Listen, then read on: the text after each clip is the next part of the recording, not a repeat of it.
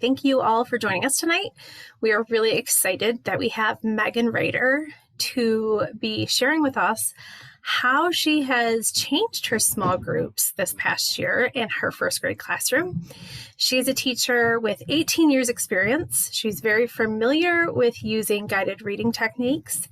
And until last summer, she had no experience with the science of reading. She was given some training last summer in Orton-Gillingham, which is wonderful.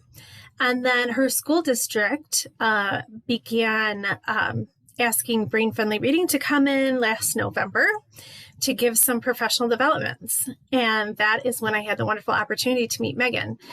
And through nonprofit We Shall Read, we were able to provide her with mentoring and coaching. And she was so wonderful in asking me to come into her classroom almost weekly for about, 6 months or so.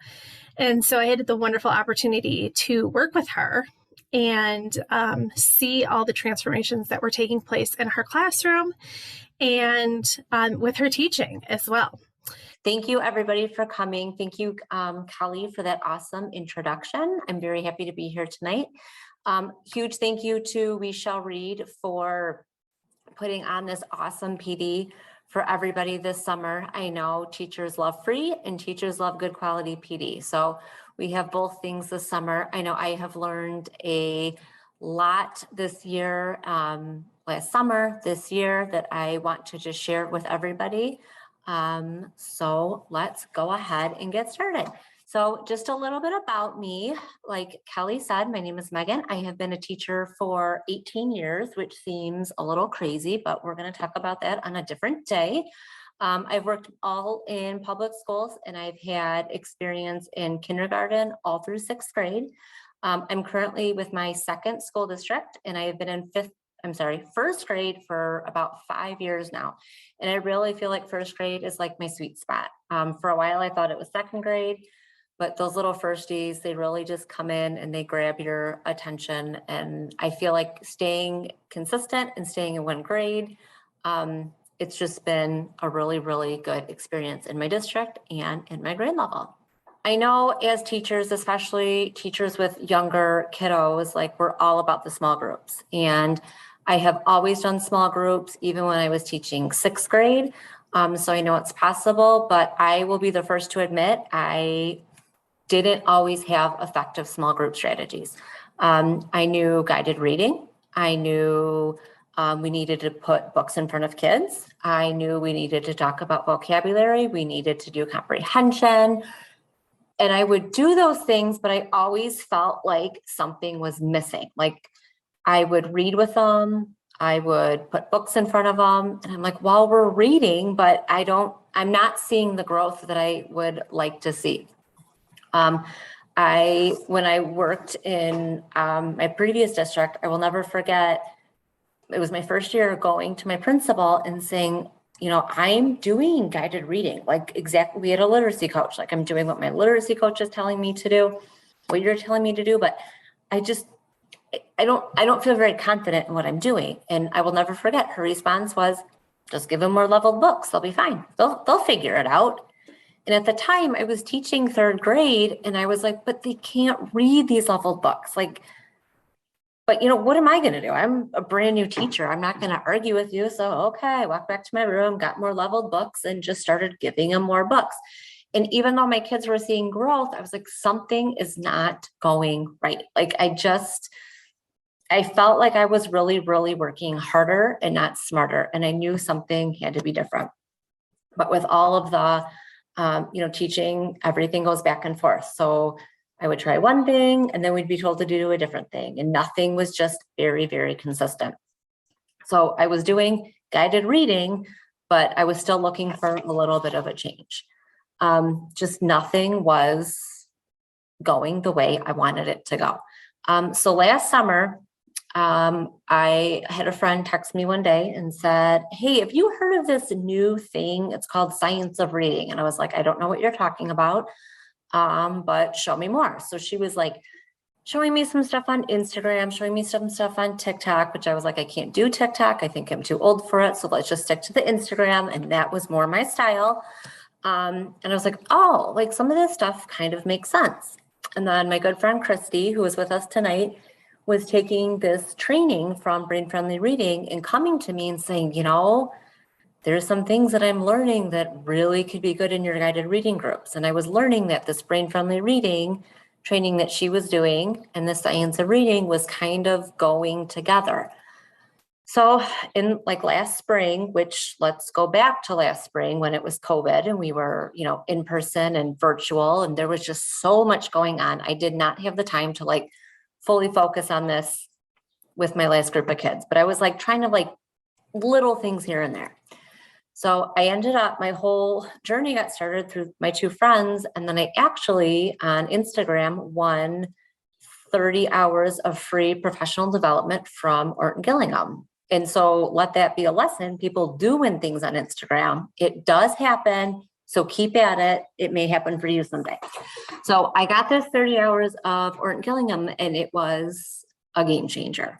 It is a very explicit phonics-based program. I was learning things last summer that I had never been taught in college, had never heard. I have a master's degree and have been teaching for a while and still didn't know that there were like phonics rules and you had to like use explicit instruction. And, you know, there's certain parts of words that kids, they can decode these words. So I was like, okay. And then back to BrainFriendly Reading, when I found out that they were going to be working with our district this year, I was 100% in. I'm like, all right, I'm making some changes.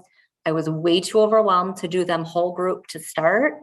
So I'm like, all right, I'm just going to focus on a few things at first with my small group instruction and see what happens. So I went into last year, we got started. I was fortunate enough to get the training. I was very fortunate enough to work with Kelly, who, like she said, would come into my room and she kind of really got me going on my small group instruction. And I want to share those changes that I made with you because I was consistent. I did it. And I saw results, which is like the biggest thing that I wanted to share. It wasn't just fun and games all the time. We did play games, we did have fun, but they actually work. So I wanted to kind of go through that with you. And before I share like what I was doing, if I were somebody listening to this right now, I would be listening and then I would log off and be like, oh my gosh, I have to go and I have to buy this and I have to buy this. And okay, I'm going to go and redo this part of my room and buy this cart and make it all look pretty. The one thing I want to tell you is you don't have to. You can if you want to. You can go buy all the pretty things and make it look great and, you know, do your summer doing that. But the beauty of this program with BrainFriendly Reading is you need whiteboards, you need markers, and you need a training book. That's it. Anything else, yes, I may have purchased a few things here or there just to like, for me, but they're 100% not necessary. One of the things that I love about this is you could do it anywhere. So don't feel like, oh my gosh, I'm so overwhelmed. We have to do all these things. You don't. And like messy action is better than no action. If you take these and you do like one or two things, if you just pick one or two things from this training tonight and try them, that's amazing because you probably, not to insult you, you probably maybe weren't doing this last year, or maybe you were doing it, but you're going to do it a little bit better. And that's all that we want you to do. You don't have to be perfect. I'm not perfect. It's going to take some time. My small groups in May and June looked way different than they did in September and October, and that's okay. So I just want to go through and share some things with you with what I did. So when I sit down with my small groups, I don't even really call them guided reading groups anymore. Sometimes I do just out of habit, but we're doing so much more than just guided reading. So if you hear me say guided reading or small group instruction, they're kind of interchangeable. So I use these 6 parts in every single one of my small groups. So every day we review letter sounds, we practice writing our letters, review our words, review old reading, we go over new reading, and then we practice sentence dictation. So I have those 6 components in all of my small groups. And everyone takes about 2 to 3 minutes, sometimes more, especially when you are just starting. But by the end of the year, I think I was able to get to 3 to 4 groups a day with about 20 minutes. So I had to make some adjustments, but I'm here to tell you it is totally possible. So the first thing that I do for reviewing sounds, the biggest thing that I think I made a change with, it sounds so stupid, but it was so important, is only review and practice in your groups. You can't expect them to know something that you have not taught them. So if you have not taught them that the letter C makes two sounds, don't expect them to know that. And it sounds basic, but I think that was a part that I was really missing. You know, we would all like put a spelling word on the board and be like, okay, I put it on the board, you should know it. Well, unless you explicitly taught it, they're not going to know it. And these things take time. So just kind of keep that in mind as we're going through.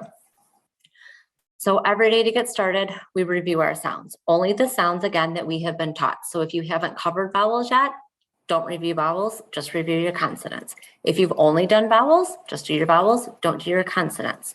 I do these two ways. The first way I do it is with flashcards. I received some of these through some training, but like you can see here, if there was a sound that we needed to practice, I just made it. No big deal, cardstock, nothing fancy.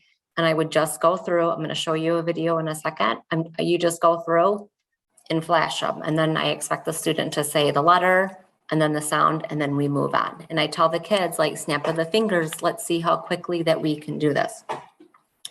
You may think they know them, like, oh, I tested them, they know them, but consistency, consistency, consistency. The more that they do it, the better they will be. And you want them to know those sounds inside and out without hesitating to build on those reading skills. So here is an example. I'm hoping the sounds work.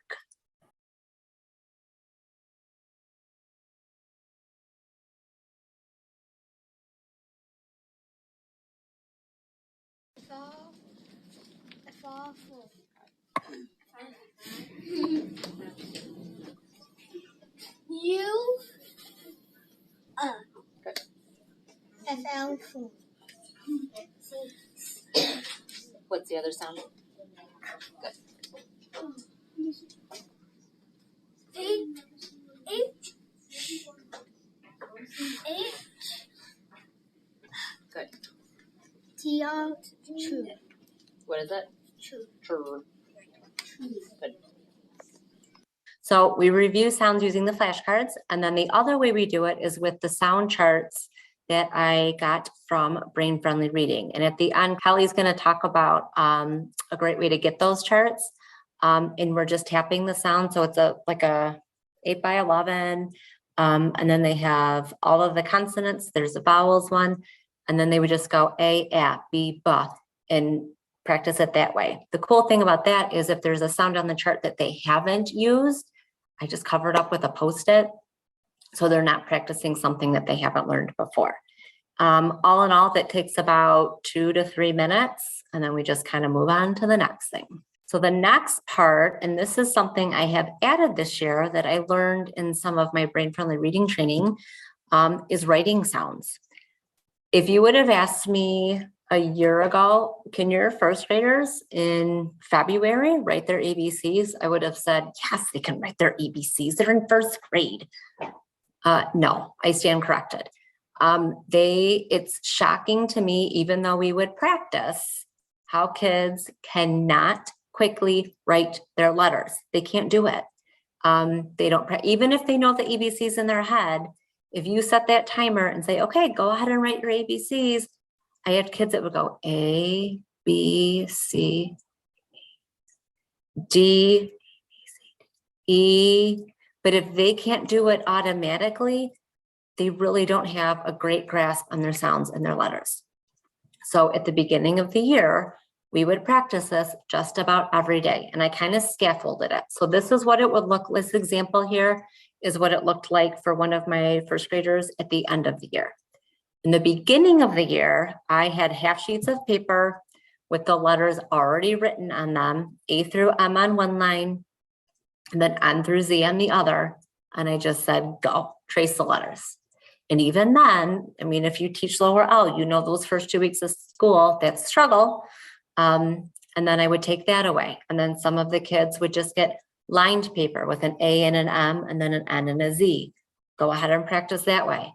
Then they would get, no lines on their paper. Then you start to time them. And it is very, very eye-opening how many kids can't do it. Or even if they have practice, or even if they need practice with their gross motor skills and their fine motor skills, this is another good way to practice. So we're practicing writing those sounds. And then for your kiddos that are working on CVC words and working on spelling words, this was another great thing that I learned this year. So we practiced something with BrainFriendly Reading called arm spelling.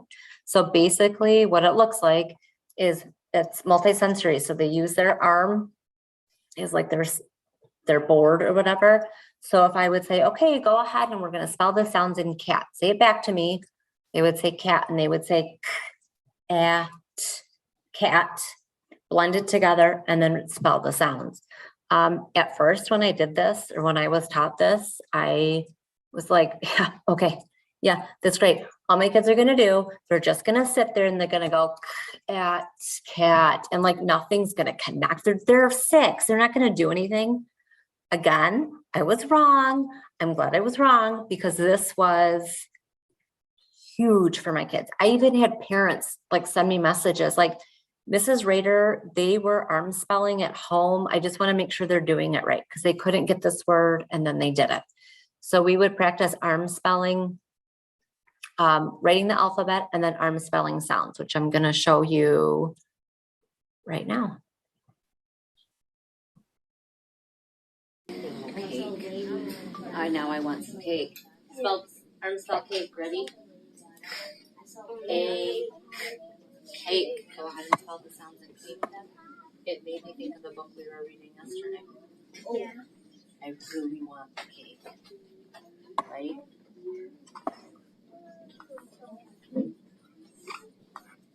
Okay, next word. Ready? Say the word same. What does same mean? That means that it's the same thing. But what does that mean? Like you're doing something like the other person. Good job. You're doing something like the other person. Say the sounds in same. Ready? A. Same. Go ahead and spell the sounds. Say a.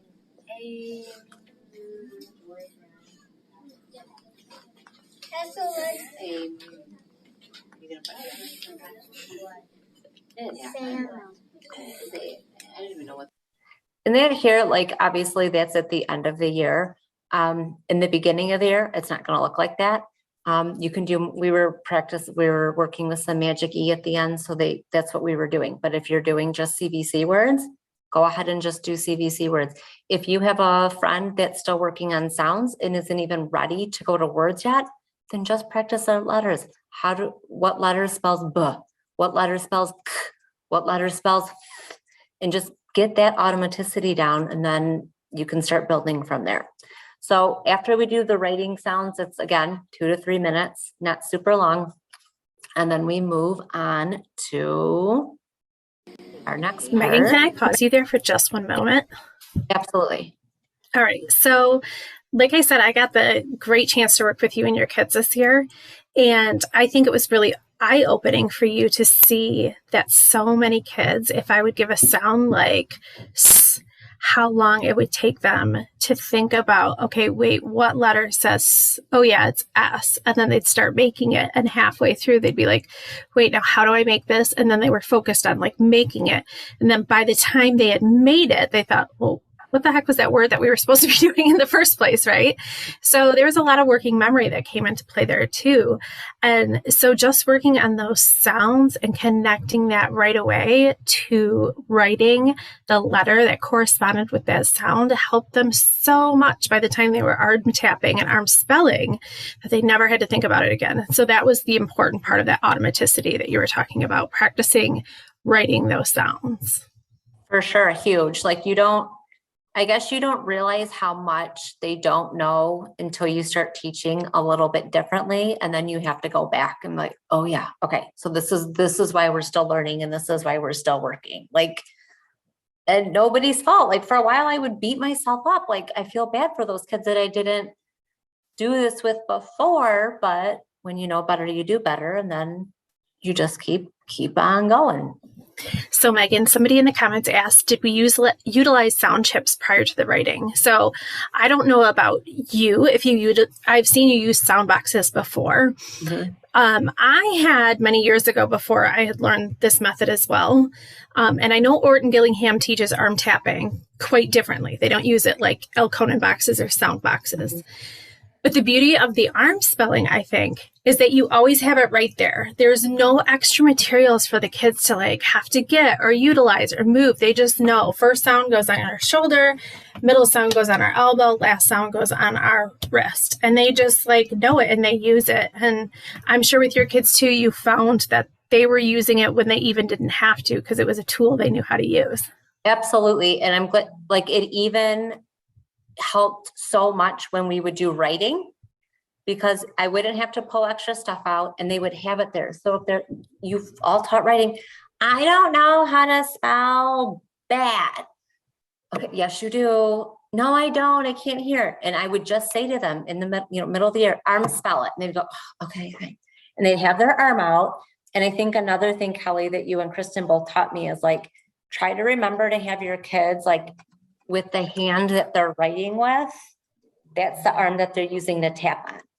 So when they're going to like write their letters, they're not at that. Okay, now I'm going to switch. And like Kelly was saying, like, no, well, now they've lost it. So they have to start all over. So if they could just say at bat. But it is amazing as soon as you tell those kids like arm spell, they're like, oh yeah, I guess I do know it. It's almost like, okay, you caught me. And now I have to like actually do the work here. Exactly. No, but you're totally right. It made a huge difference with writing too. So then this was something else with mapping our words that I made a huge change with. So our mapping words is like our high frequency words, your Dolch words, if you call them sight words, rod words, whatever you use, this is whatever you use to call them. This is what I'm talking about. And in years past, I would get so frustrated when I would give them the words on Monday, put them on the board, we'd clap them out, we'd snap them out, whatever. And then Friday, the next week, they wouldn't know them. And I'm like, well, what? Come on, like they've been on the board, you've been practicing them during work time. Like, why don't you know these words? Like, there's got to be something wrong. Well, no, it's more what was wrong with your teacher who wasn't teaching you these and reviewing these all the time. So I have made it a huge point this year to practice mapping out my words. So one of the things that I've been doing is learning a lot about orthographic mapping. Thank you. And that's just the process of making that letter and sound connection. And it's just a way that their brain can connect those sounds to the letters and help them recall them and helps with their spellings. So this is kind of where I would, when somebody was asking about like the sound chips or just tools, and then like the sound boxes, I use these a lot. You can have them, I bought these, but you don't have to buy them. You can have them draw boxes on a whiteboard. You could make one copy and print it. And I just use these like the dry erase pocket folders. And then we would practice them every day. Again, just the ones that we've gone over. I might introduce one or two new ones depending on the group, but this was always just our review time. This is an example of my board in the classroom that was right in the front. And instead of just writing the words out, I had them mapped out when we would go over them, when we would start to learn new words. So you could always kind of see the sounds and then the letters. I did talk a lot this year about heart words, and heart words was just something that I learned this year. When there's an irregular part to one of our high frequency words, we would call that a heart part. So you can see the example here for said, S spells S, D spells D, but the AI does not spell E. I mean, how many kids spell said S-E-D? So we would just say the A and the I, that's a heart part. You just have to know it in your heart. And it's not going to happen overnight. It's not going to happen in 1 or 2 times. It may not even happen in 10. and it's okay. I will tell you, I cut way down on my words this year. I think we only really explicitly taught 20, 25, but you would be, I was still shocked at how many knew them consistently by the end of the year, reading and spelling, because that was always another disconnect that I would see, like, well, they can kind of read them, but if they can read and recognize the word sad, but if they go to spell it, that's a totally different ballgame. Excellent point, Megan. I also want to elaborate on the point that you were making about the repetitions. So there's been some research and study done on the repetitions that are needed for children. And so I just wanted to bring that up, and that this was from a book by Louisa Moats. She was saying 1 to 4 repetitions are needed for a gifted student, 4 to 14 repetitions for a typical student, and then 14 to 40 for a struggling student, and 40 to 200 for a dyslexic student. So when you think your kids are not getting it, it just could be a matter of where are they and how many repetitions are they going to need. And when it seems like, oh my gosh, it's been too many, it just could be that it's just not enough. Yep, thank you. And it was totally learned that this year. Like, they're not going to know and be introduced to it on Monday and know it by Friday. They may, like on a fluke, but I bet in 2 weeks they may not. But this made a huge, huge difference, like making sure I did it every single day. This is an example of how we would do it pretty quickly in my small group. Say the word said. Said. Tap out the sound. Tap them first. How many sounds in said, Genevieve? 3. All right, spell the sounds in said.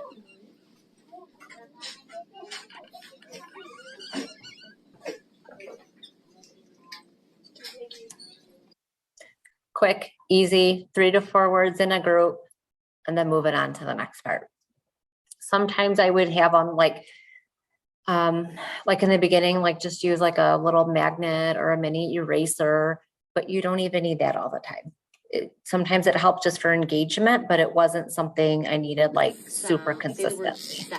Okay, so then this was also something I learned this year that I was not doing before. So every student in my room had a folder, and in their folder, they kept all of their flashcards, any decodable poems, decodable stories that we have gone over. Now, be careful when you're using decodables. I know that that's like a big buzzword lately. There are a ton of great resources out there. I love the BrainFriendly Reading guide because they have decodable sentences and passages in there, and it follows the scope and sequence. But if you're pulling decodable things and it's not following your scope and sequence, there's chances are there's going to be things in there that you haven't taught yet, and you can't expect them to know. So I would only go through things that I have explicitly taught, and that's what's in there. So they get a folder. I pretty much ditched most of my leveled readers in my classroom library this year. And I am only using decodable books that follow my scope and my sequence, okay? With a new one together, okay? Why don't we take this off our hand? Probably a good idea. Thank you. All right, go ahead and pick one that you want to review. You can choose, and I will listen to each of you read. I'm going to read with you first, okay? All right, go ahead. I just want to listen for a minute.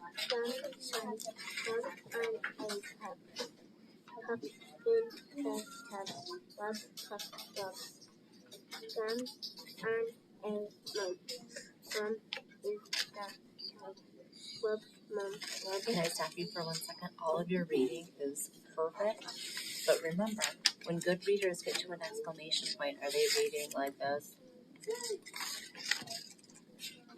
When good readers see an exclamation point, what did your voice do? Let's try it. Okay, go back up here. Let's try that again.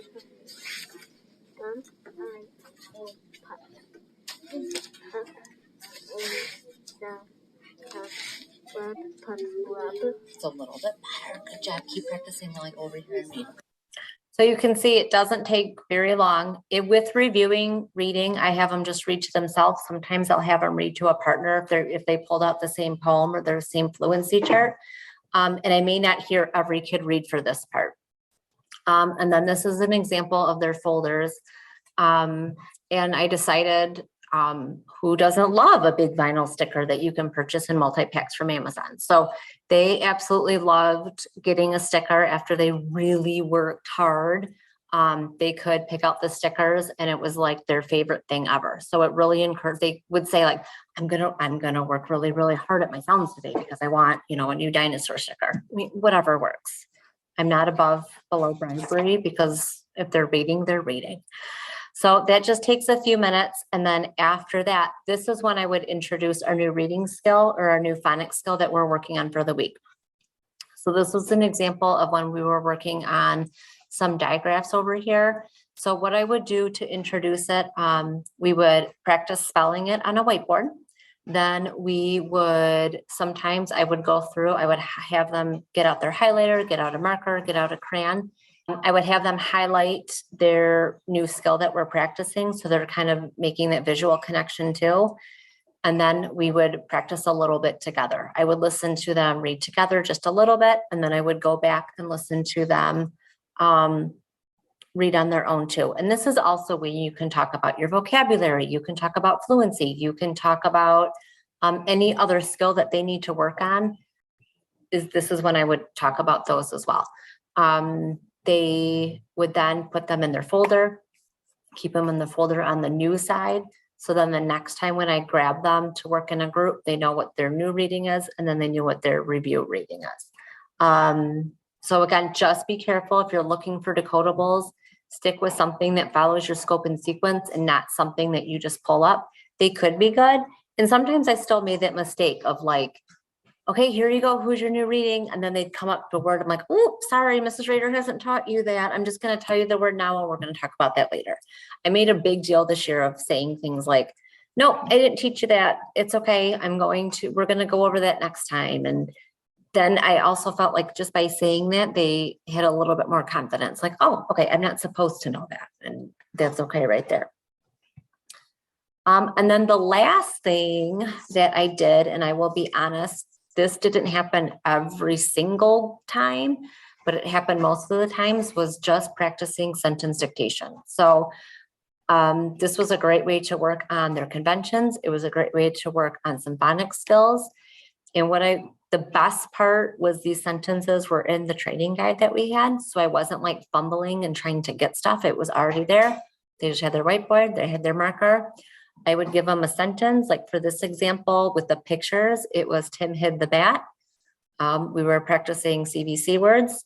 They had already learned the word the and learned how to map it out and to spell it. And I would say it once, they would repeat it, we would clap it, they would snap it, and then they would write it. I think Kelly, you were the one that taught me this about don't go and make, like if the sentence is Tim hid the bat, just keep saying it as a full sentence and not word by word. Because if you're saying it word by word, they're not practicing the sentence part. They're just practicing hearing one word at a time. Am I saying that right? So we would focus on first saying it as a sentence and then saying it over and over and over again. We would practice on making a picture in our mind about what that looks like as well, getting them used to the most basic part of comprehension, right? So what does Tim hit the bat look like? Well, some kids were talking about Tim hit a baseball bat under his bed, and other kids were thinking Tim caught like the animal bat and he was hiding it in his garage to scare, mom and dad or whatever it was.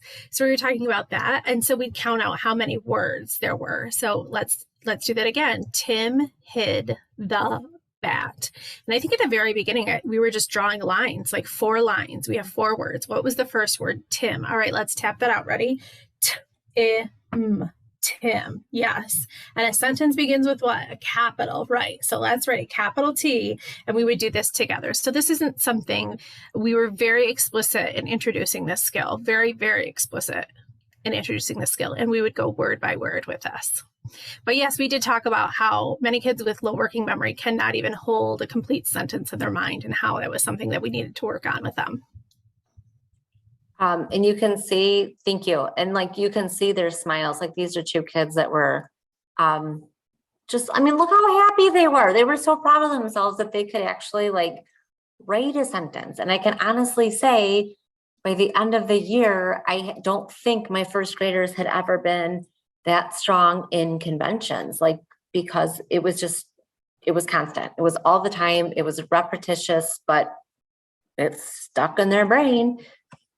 Sentence is going to have 4 words. All right.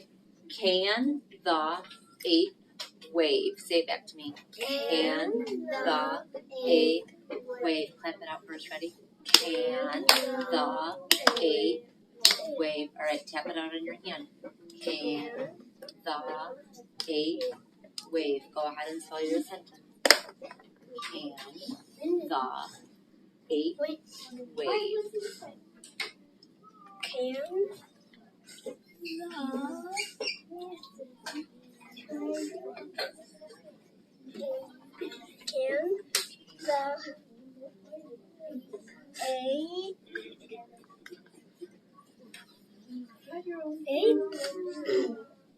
We got one more. wave. All right, good job. You guys are doing great. Like this. And then we would just kind of talk about, you know, if there was another time to talk about Sentence is conventions going and to what the have sentence should look like if there was any miscues that I needed to 4 redirect. Okay, so this is the best part. All growth needs to be celebrated. Thank you, David. So this is what I was really, really excited about at the end of the year. The items here that are circled is what he knew. So coming into first grade in September, he only knew these letters and sounds. So you can see he didn't even know all of the letters and sounds. By the spring, he was able to know letters and sounds. He could read CVC words. He could read sentences. He was working, he had a little trouble still reading CVCE words, but he was definitely getting there. Like, look at that progress. It may not seem like a lot, but in first grade, this is a lot of work. He also was able to, we use the BAS for leveled reading grades in our district, and his BAS score went from a B, which is like beginning of kindergarten, to an F, an instructional F. So first grade and end of the year instructional level, we would like it to be like about an I, but from a B to an F, like that's a year's worth of growth for him. And like, that's okay. Considering he didn't know his letters and sounds, I think he did pretty dang good. And he was just so proud of himself. He did such a good job. So then this other little friend, this was a kid in September. He had repeated kindergarten. So he was held back in kindergarten, came to me in September, and still after 2 years of kindergarten, only knew these letters and sounds. So we had our work cut out for us. He was a kid that he worked so hard. His family worked hard. And look at his progress. By the end of the year, he was able to do all of that. And I was so proud of him. By the end of the year, he did such a good job. And this is all we did. There was nothing fancy. The biggest thing I did was being very consistent with my small groups. I met with them.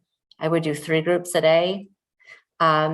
You know, and that doesn't include like if we did interventions, if we did anything else, like that was just our core reading group. But being consistent, being explicit in what you're teaching, and just making sure that you are working with them. There was no magic wand in my classroom this year. It wasn't always pretty. There was a lot of messy action. There were times that I thought this isn't working. There were times that I thought I clearly don't know what I'm doing. I should not be here. But then you have like moments like these that need to be celebrated, and they did such a great job. So that's kind of how I ran my small groups. So huge thank you to Kelly for all of your help this year. I so appreciated everything that you taught us. It was wonderful, and we loved having you come in. And if you have any questions, I would be happy to chat with you. So I want to say thank you so much to Megan Rader tonight for working so hard after you just got out of a very long and difficult school year and putting this together for so many people and teachers who are looking to learn more about the science of reading and how they can implement this in their classrooms. And before we get into too many other questions, I just wanted to extend an invitation to all who are interested in expanding your skill sets for either tutoring or classroom or teaching, whatever your teaching environment may be. We Shall Read offers 2 structured literacy courses. The first was titled BrainFriendly Reading that Megan talked about. The level 1 training is a 30-hour self-paced, asynchronous, Orton-Gillingham-based training.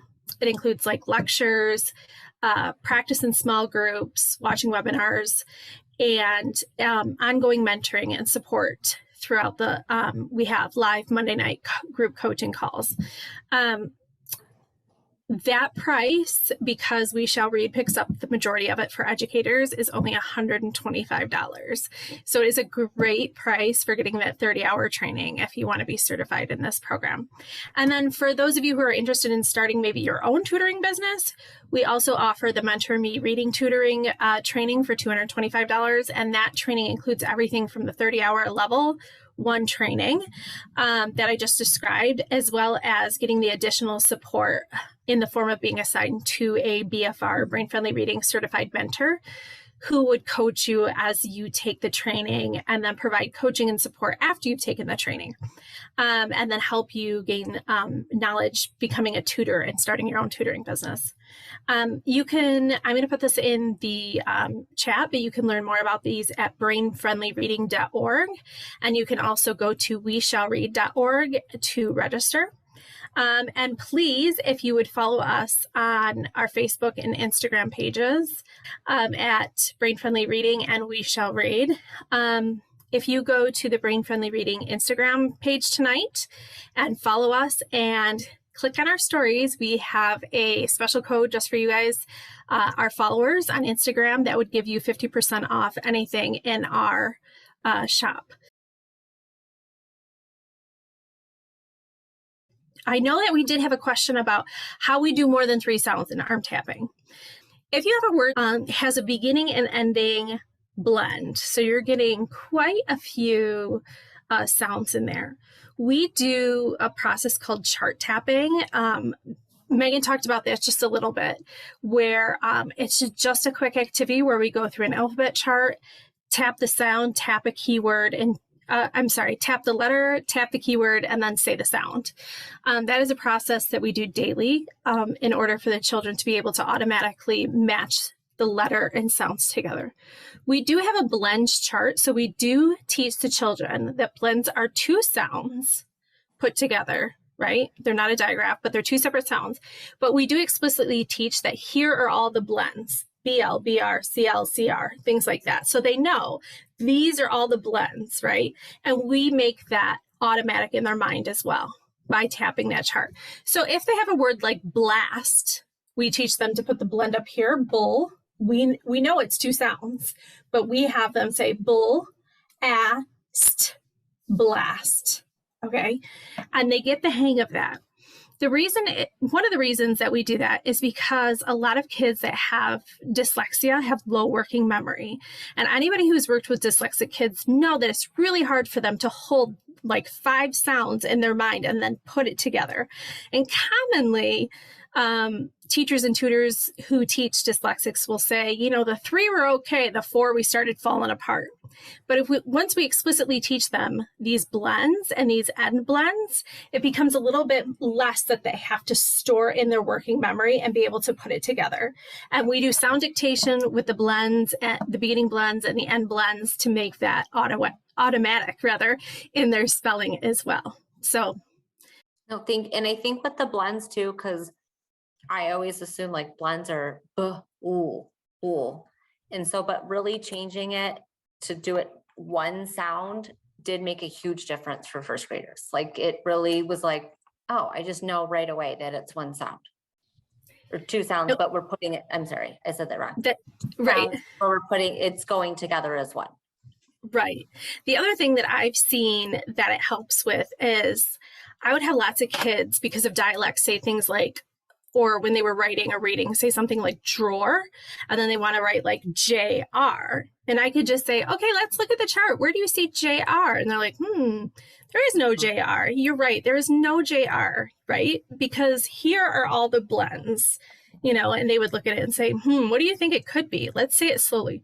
Drawer. What do you hear? Oh, DR. And they knew exactly that it's DR, that kind of thing. Mind explaining a little bit more about why you only needed to do about 20 irregular words? Like, why didn't you have to teach kids how to read the word by or see or to like you may had in the past? Because we chart tap every day. And so they would know I had a hard time at the beginning not turning every single word into a part word. So, and not saying like every single word is a regular and every single word needed, a special part. So for example, for the word buy, like I'm going to go buy the fridge or whatever. I. So first of all, you teach them no word in English ends with an I. So they kind of got that in their brain. And then they would say, okay, look at the chart. What letter can also spell I at the end of a word? So they would go, no, not that one. What else? Oh, look at why, fly, I. There's an example of when it spells I at the end of a word. So by, B-Y, by.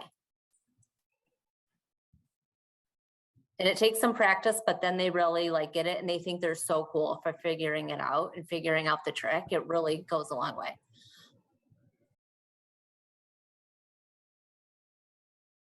We had another teacher a couple weeks ago do about a 40-minute training on the phonics screener and how she formed her small groups. And kind of what you were saying, Megan, too, sometimes the groups were a couple weeks, the kids changed just kind of depending on their skills or what they needed at the time. But yeah, there's a recording of it on the We Shall Read website. So I know there's a lot of the small group phonics instruction. Is there are you also doing whole group phonics instruction? You are. Okay. I was wondering if it was okay. Yeah. So the first part of my whole group, everybody would tap the chart. The second round of whole group is when we would introduce a new phonics skill that I could then go ahead and review in our small groups. And then if I had time for a third one, that's where we would do a whole group reading or our book for the week. I saw a question about how long I spend with each group. By the end of the year, April, May-ish, it was about 20 to 25 minutes each group, which, I think when I first started, even not this year, but in previous years, it's 10 minutes because you got to get to that whole group instruction. How else are you going to do it? And I really found spending more time in a small group was just more effective for my class and for teaching. And this particular training was about small groups, but a lot of that comprehension and vocabulary and thinking about our reading is done when she's doing her read alouds. So all of that good vocabulary and background knowledge and all that stuff that we know is important does happen in our classroom at just using different texts.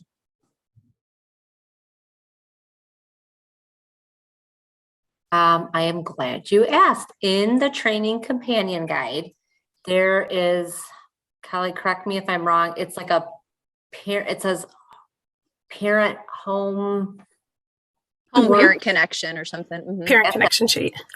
So what I did, and I only did this with a few kids this year, just to kind of see how it would play out. It worked great. So every kid had a gallon-sized Ziploc bag. I'd print off the sheet. There's a spot where you can write practice this skill. And I would write out the skill. Then it would say after that, they would chart tap and I'd give them a chart. Then there's a game, a huge thing with BrainFriendly Reading is they're always playing these really easy prep games to practice that skill and reinforce it at home. Here's your game. Here's the decodable book. If you do this 3 or 4 times a week, it goes home on Monday, bring it back on Friday. You do it 3 times a week, you get a sticker. And I really liked it. Like, even as a parent myself, like, you know, when like a kid brings home a book, like, okay, you read the book, but this was like, and I always told parents, like, reading's great at home, but like they have to practice these skills. And a lot of times we know like parents are overwhelmed, they're stressed. They need it right in front of them, like spelled out. And this was really, really helpful for them. They would, yep, I know exactly what to do. And it would only take like 10 or 15 minutes and, you know, moving on to the next thing. But that was really, really nice to have. And I hope to use it more this year. Exactly. I just really think that's such a strong component, because I know that we all work so hard, but there are so many parents that do want to do their part. And so that's, I come from a background of like Readwell is what I used in a tier 1 school, and it had always had a homework component. So I'm always looking for that, because we can practice together, you know, so it's super important. So I'm glad you guys have that. That's awesome. Yeah, that is so important, Mandy. Like we were talking about the repetitions that kids need. So some of the games that Megan was talking about are as simple as playing Go Fish with like CVC words, you know, and really the kids don't understand that they are reading words repeatedly, right? They just think they're playing a game. And how easy for mom or dad or whatever to say, you just have to play Go Fish with your kid for 5 minutes. And their kids are eager to play a game with them and see if they can beat mom or dad or older brother or sister. So we found a lot of success in using those games. Exactly. We had some other questions here as well. Heather asked that in your pictured bins, she saw how you had them leveled by skill, and she was wondering where you got the materials for those decodable readers. Yep, I had I think I bought a decodable file from Teachers Pay Teachers. Another one did a Donors Choose grant, and I got some on there, and I was just going to suggest, Kristie had taught me about Flyleaf, which still is free. If you go to Flyleaf, they're decodable, and you can print them and put them in there as well. And then another teacher asked, I saw the way your library was organized by phonics base. What did you do with all of your leveled text? She's trying to figure out the best way to organize her library for the coming year. Because I just spent the last month of the school year redoing my library. I took a lot of the level text and I just incorporated them into my library. So if it was like a level text about dogs, it went into the dog bin. If it was a level text about farm, it went into the farm bin. Like, there's still good books. Like, I'm not getting rid of books. They just kind of like have a different spot in my room and a different purpose at this point. Was there a template that you used for your small group planning? I just have a list, and I just use like Google Doc, and I just put like the 6 components in there, and then I just make notes of what I need to do. It is nothing fancy. Well, I just want to thank you again, Megan, for sharing the wealth of information that you have. I think it's so important for other teachers to be sharing with other teachers their experiences doing new things, especially during a crazy year or two like we've had. And I really appreciate you sharing all the knowledge and wealth of knowledge that you've acquired in the last year or so for these teachers. And thank you again to We Shall Read for sponsoring this free literacy series this summer, and also for the grants for educators who want to do the 30-hour BrainFriendly Reading training program.